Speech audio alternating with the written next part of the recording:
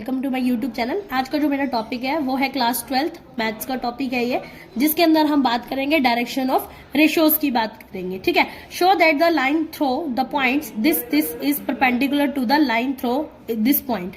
हमें ये बताना है इसके अंदर कि हमारा जो परपेंडिकुलर होएगा या नहीं होएगा एंगल या रेशियो का क्या रीजन माना जाता है। तो सबसे पहला जो हमारा जो स्टेप है जिसके अंदर क्या फाइंड करेंगे, डायरेक्शन रेशियोज फाइंड करेंगे सबसे पहले, जिसका नाम हम L1 देंगे, जिसके अंदर आपको पॉइंट दे रखे हैं ए के पॉइंट 1, -1 और 2, 3, 4 और माइनस का 2।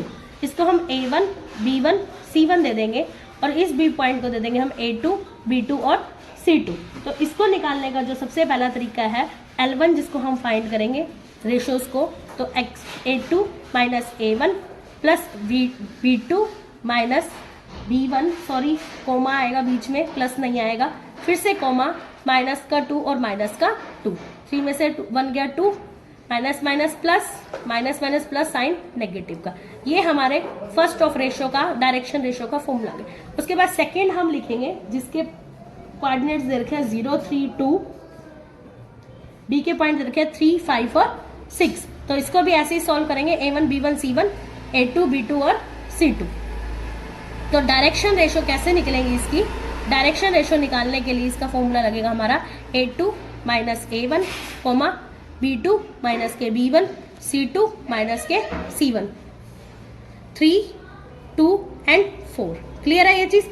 अब इसके बाद हम क्या चीज निकालेंगे, cos of alpha. Cos alpha कैसे निकलेगा हमारा, जिसका हमारे पास फॉर्मूला होता है A1 A2 plus B1 B2 plus C1 C2। ठीक है।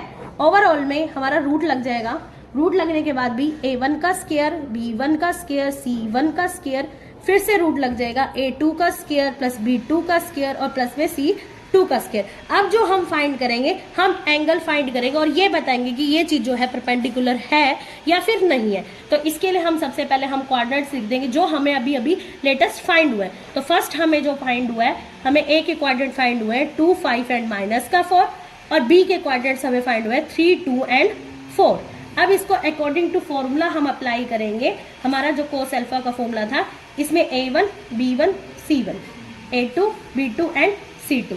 तो A1 क्या है हमारे पास 2, ठीक है, multiply A2 plus B1 multiply B2 plus C1 multiply में C2। इनको ब्रैकेट्स में इसलिए लिखा है क्योंकि साइन नेगेटिव है।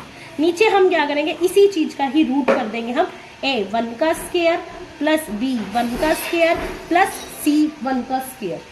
ठीक है। फिर से रूट कर देंगे A2 का स्क्वायर प्लस B2 का स्क्वायर प्लस में C2 का स्क्वायर।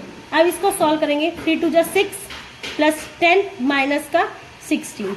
नीचे वाले को सॉल्व करेंगे अंडर रूट के अंदर 4 प्लस 25 प्लस में 16। फिर से रूट करेंगे 9 प्लस 4 प्लस में 16।